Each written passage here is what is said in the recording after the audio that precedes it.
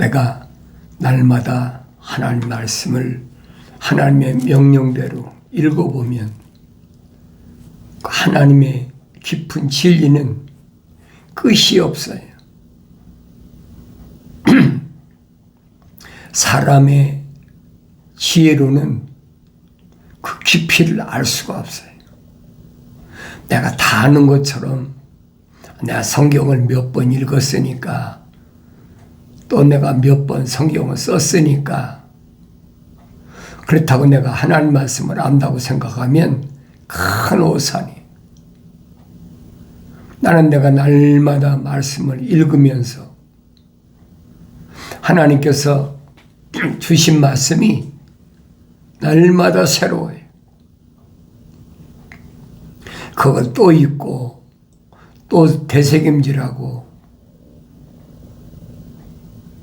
수십 년이죠.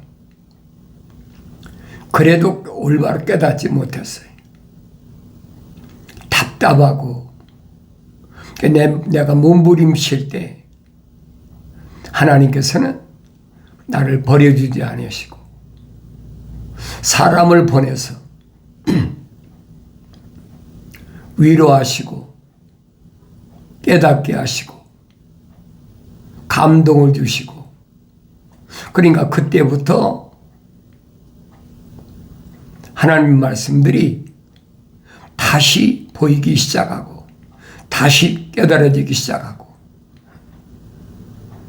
옛날에 알지 못했던 그 깊은 우물 속에 있는 그 진리가 뭔가를 깨닫게 해주시는 거예요.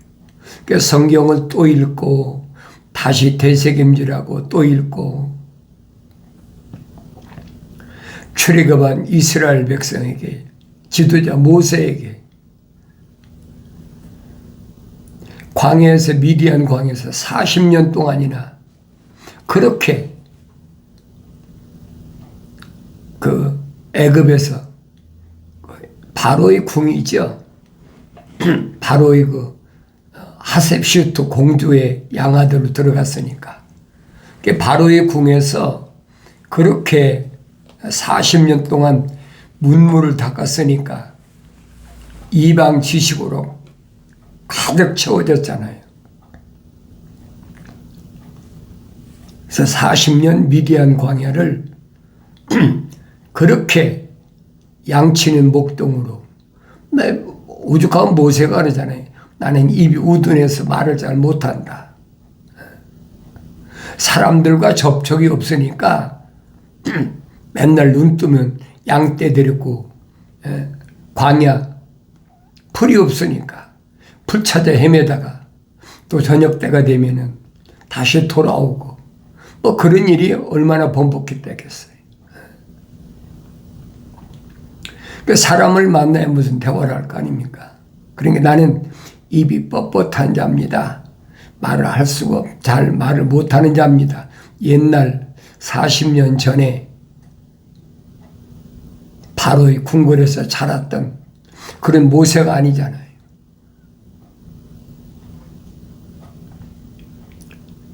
그런 모세에게 불을 다스린 천사가 분명히 호렙산 가시덤불에서 나타나서 모세야, 모세야, 네 발에 신을 벗으라. 네가 선 곳은 거룩한 곳이다. 그리고 그 천사로부터 불을 다스린 천사로부터 사명을 계시받잖아요. 애굽에 있는 이스라엘 백성 출애굽시키는데 내가 너를 사용하겠다. 처음에는 모세가 뭐라 합니까? 나는 입이 뻣뻣한 자입니다. 천사가 모르겠습니까? 그 내가 말 잘하는 내 영 아론을 보냈으니까 만나가지고 네 형과 함께 바로에 가서 반드시 출애굽시켜요. 바로가 뭐를 듣습니까? 내가 여러분에게 여러 번 말씀드리잖아요. 그때는 애굽의 신왕조 시대, 그러니까 그때는 요셉을 알지 못하는 왕이 애굽의 왕이 됐다. 그렇게 성경에 기록됐잖아요. 그러니까 아브라함 때 처음 애굽에 들어갔을 때는 고왕조 시대란 말이에요. 고왕조 시대에 아브라함이 애굽까지 내려갔잖아요. 왜 내려갔어요?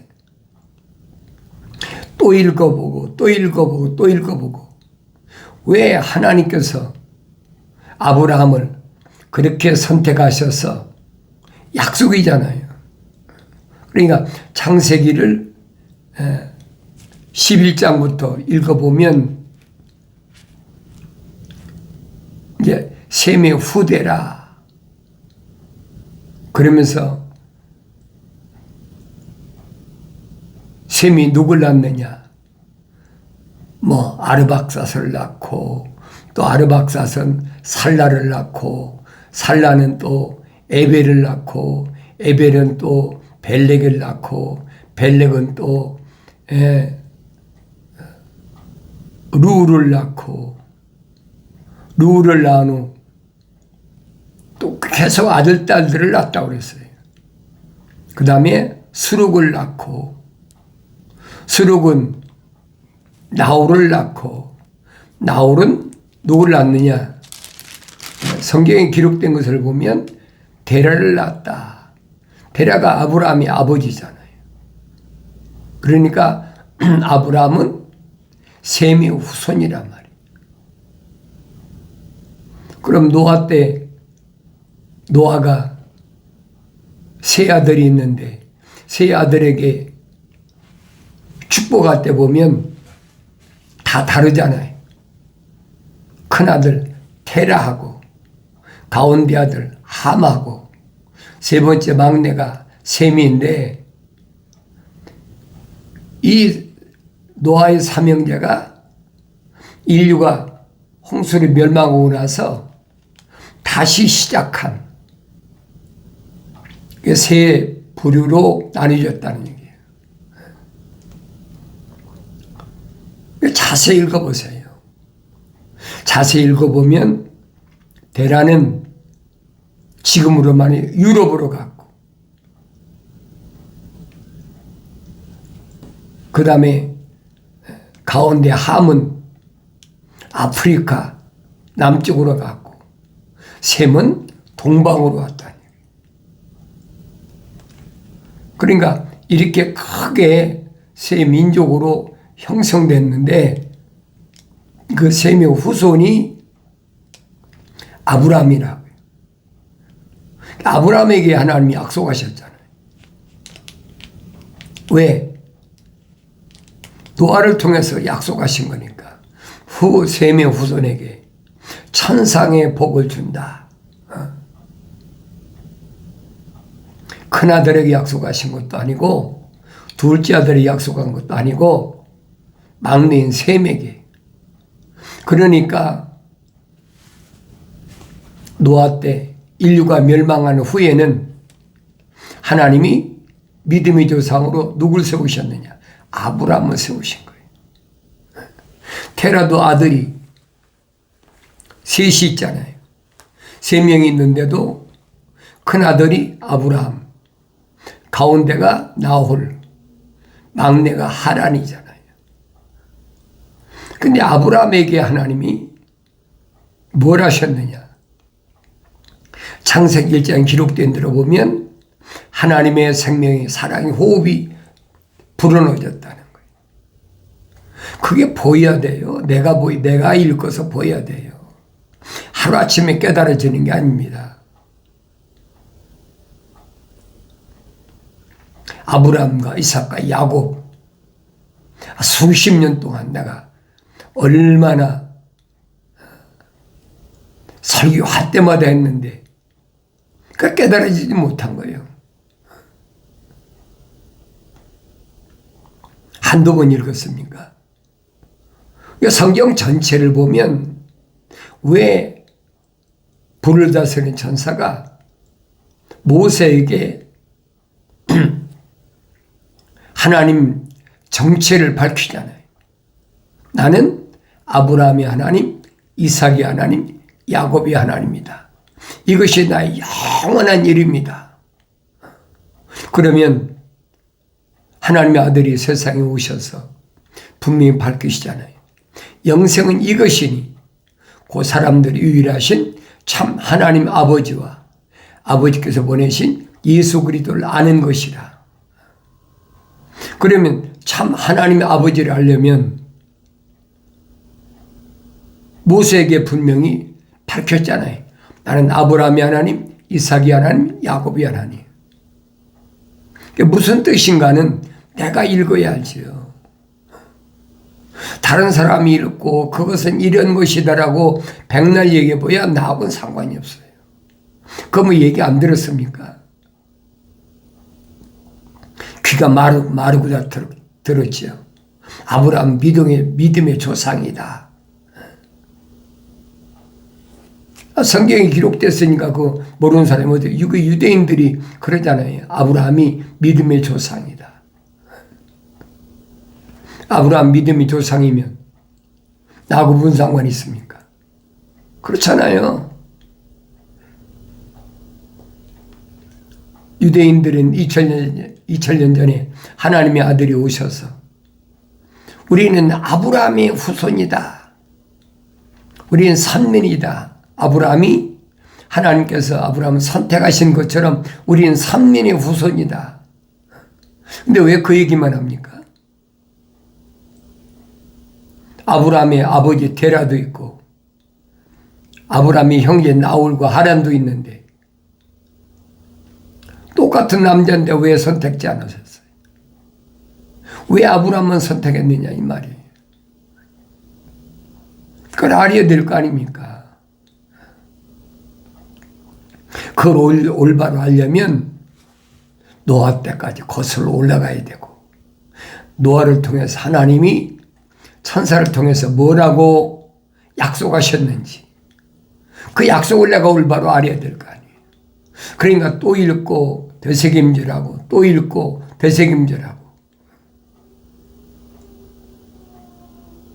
그 진리가 너무 깊기 때문에 한 번에 알 수가 없어요. 그러니까 또 읽으면 창세기 1장부터 요한계시록까지 읽어보고 다시 읽어보고 다시 읽어보고 되새김질하고 다시 읽어보고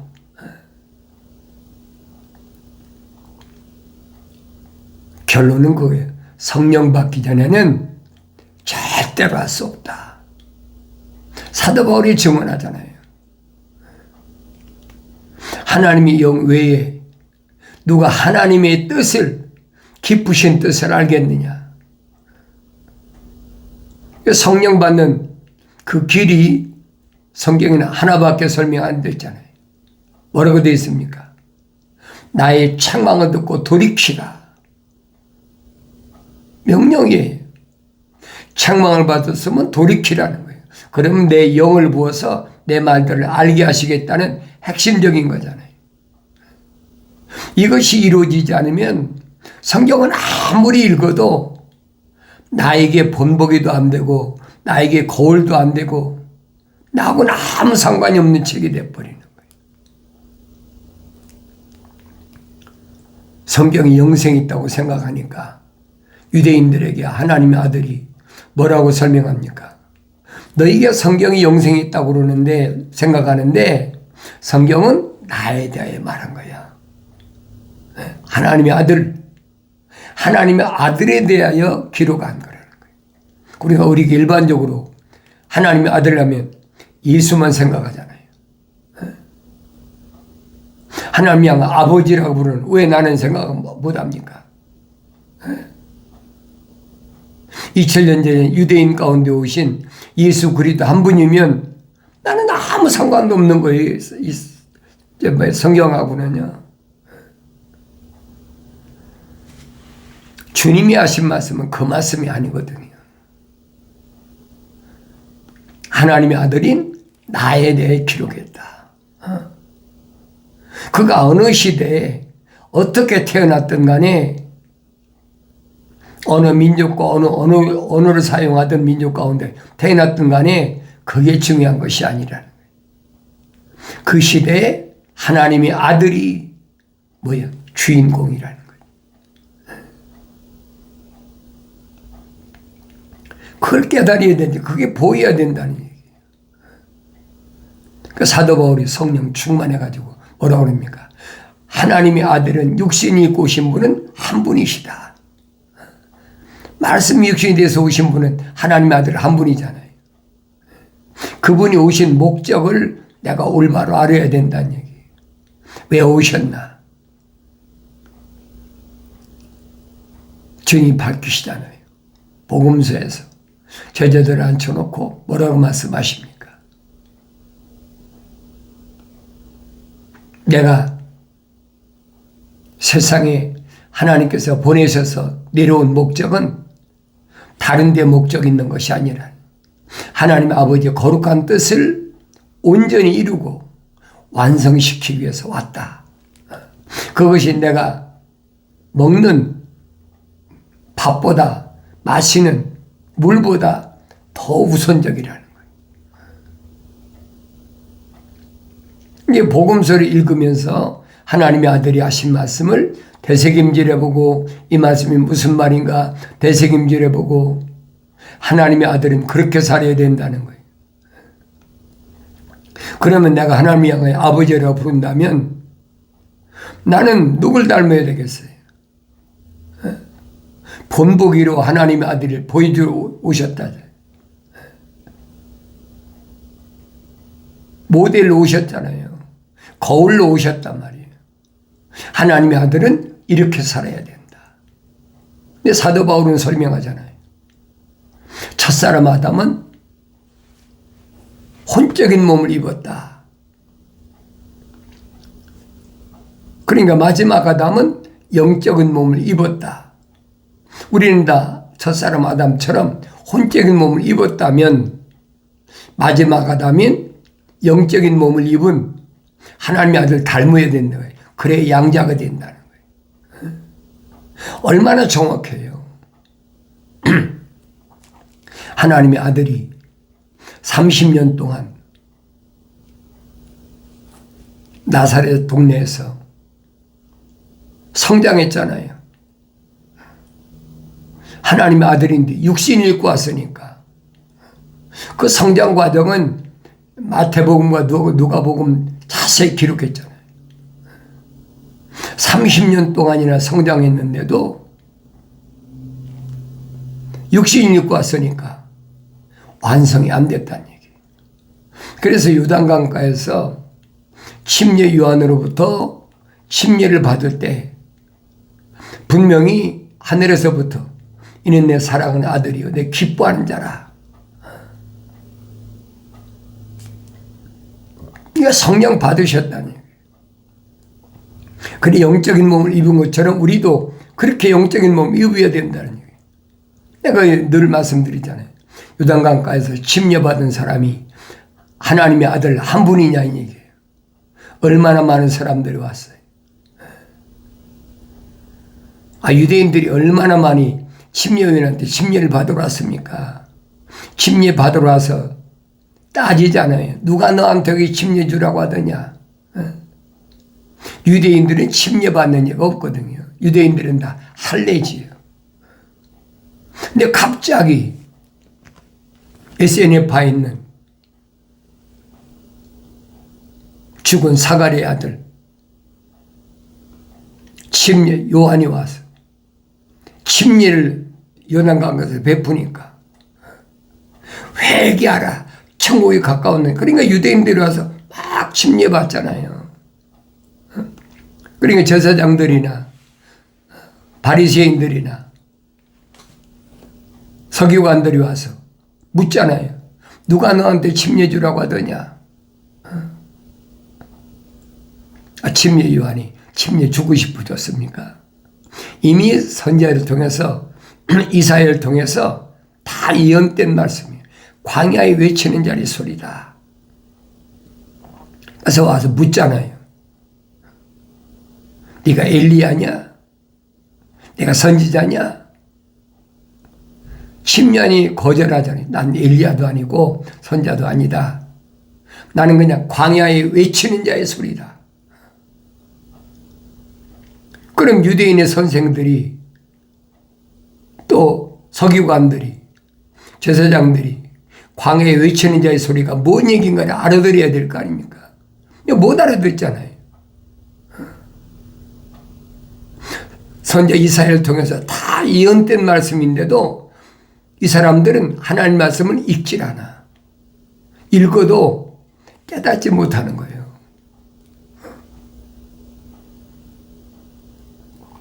왜 하나님의 아들만 요단강가에서 침례 받으시는데 성령 받았습니까? 그 이유가 뭐냔 말이에요.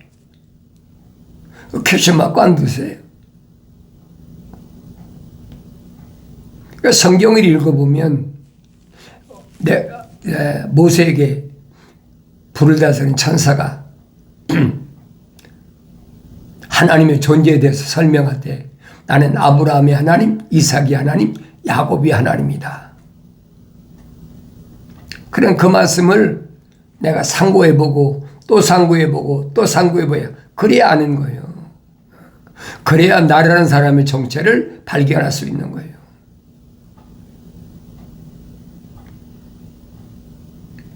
읽고 되새김질하고 읽고 되새김질하고 하나님의 아들이 와서 분명히 너희가 성경에 영생이 있다고 생각하는데 성경은 나에 대하여 기록한 것이다. 거룩한 자에 대하여 기록한 것이라는 얘기예요. 그럼 누가 거룩하냐? 누가 거룩하냐? 누가 거룩한 생명호흡이 들어와서 완성됐느냐? 완성된 몸을 입었느냐? 사도 바울이 말한 것처럼 우리가 첫사람 아담처럼 혼적인 몸을 입었다면 마지막 아담이 영적인 몸을 입은 것처럼 영적인 몸을 입어야 된다라고. 이게 무슨 말인가를 내가 책망받고 돌이켜 성령 받기 전에는 알 수가 없어요.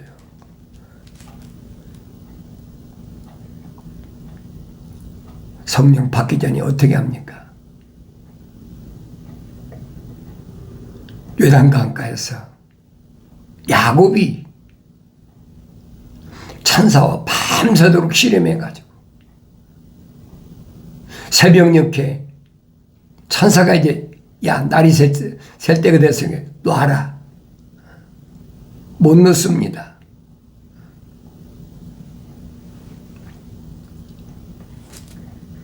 천사한테 걷어채가지고 환도뼈가 위골됐다 부러졌다는 거예요. 그래도 안 놓잖아요. 절대 못 놓습니다. 네 이름이 뭐냐? 야곱입니다. 야곱 가지고는 안 돼. 이게 이스라엘이라 그래. 이스라엘이란 말은 거룩한 자, 하나님의 거룩한 생명호흡이 들어간 자라는 얘기. 그 전에 밝히잖아요. 말라기 선지자도 뭐라고 밝힙니까? 야곱은 하나님의 사랑의 호흡이 들어갔고 에서는 미워했다. 왜 그랬냐는 거예요. 왜? 내가 성경을 찾아 읽어보야 될 거 아닙니까? 다른 사람 얘기 듣지 말고. 그래서 내가 날마다 말씀을 상고해보고 나는 누군가 사도 바울이 설명한 것처럼 성경은 아브라함과 이삭과 야곱 이런 천사가 증거한 이 말씀들은 나에게 거울이 됐다는 거예요. 나를 보여야 된다는 거예요. 육신을 보라는 얘기가 아니잖아요. 육신 안에 있는 나는 이 하나님의 말씀으로만 조명될 수 있다. 내가 누군가를 알 수 있다는 거예요. 그러니까 그 시대에 하나님의 생명호흡이 들어간 사람이 주인공이라는 거예요. 하나님의 창조의 큰 그림, 첫째 날, 둘째 날, 셋째 날, 넷째 날, 다섯째 날, 여섯째 날, 마지막 날에 하나님이 첫째 창조, 둘째 창조, 세 번째 창조로 마감이잖아요. 근데 세 번째 창조가 아직 안 끝났다는 거예요. 여섯째 날 창조가 안 끝났다는 얘기예요. 그게 보여져야 된단 말이에요. 내가 성경을 읽고 보여야 된다. 하루아침에 되는 건 아니라는 거예요. 하나님 말씀을 내가 명령대로 읽고 부지런히 대책임절하면서, 여러분 기독교 복음 전도자 훈련 유튜브 방송 콘텐츠에 오신 분은 너무나 잘 알잖아요. 내가 여러분들에게 얼마나 설명합니까? 성경을 읽어라. 남이 읽은 거 가지고 얘기 듣지 말고 내가 읽어라. 왜 아브라함이 하나님, 이삭이 하나님, 야곱이 하나님이라고 말씀하셨나? 내가 읽고 성령께서 나에게 깨닫게 해주시는 것이 그게 진짜니까. 아버지가 아들에게 말씀하시는 게 진짜지. 아버지는 피조물을 통해서 말씀하시는 게 아니에요. 하나님 말씀이 있는데 뭐 피조물을 통해 말씀하십니까? 2000년 전에 하나님의 아들 통해서 선택된 사도들, 우리 성경에 신약성경에 기록됐잖아요. 사도행전 다음엔 뭐가 있습니까? 로마서나 고린도 전후서나 뭐 갈라디아서나 에베소나 빌립보서 골로새서 다 기록되어 있잖아요. 그 다음에 사도 중에서는 야고보, 베드로 전후서, 요한 1, 2, 3서, 유다서, 요한계시록까지. 성령 충만한 사도들이 뭘 전했나를 내가 읽으란 얘기. 교묘하게 이런 말씀들을 가지고 뒤섞어 가지고 철학이라는 하늘 아래 피조물의 지식을 가지고 미혹하는 거잖아요. 혼적인 사람일 때는 미혹당할 수밖에 없어요. 우리 성경 보잖아요. 창세기 1장에서 하나님 형상을 닮은 첫사람 아담이 누구한테 미혹당했어요? 하나님의 생명호흡이 안 들어간 이브한테 미혹당하는 거 보이잖아요. 어떻게 침투하나, 어떻게 미혹하나. 그러니까 성경 전체를 읽어보면 다른 얘기가 아니에요. 하나님의 생명의 사랑이 호흡으로 조성된 사람과 하나님의 사랑의 생명 호흡으로 조성되지 않은 자연인과 나눠졌다는 얘기예요. 그런데 성경은 하나님의 거룩한 사랑의 생명 호흡이 들어온 사람들, 그 사람들에게 거울로 본보기로 주신 말씀인 것을 내가 읽고 깨달아야지. 내가 읽고 깨닫지 못하면 속는 거예요. 그래서 언제든지 내가 하나님의 진리의 말씀을 명령대로 읽고 깨닫고 성령 받아서 이 말씀이 무엇을 말씀하나, 이 말씀 안에서 내가 발견되나 항상 거기에 초점을 맞추고 여러분이 성경 읽어서 마침내 성령 받고 하나님의 아들로서 승리의 삶을 살아가는 복된 생애가 이루어지기를 바랍니다.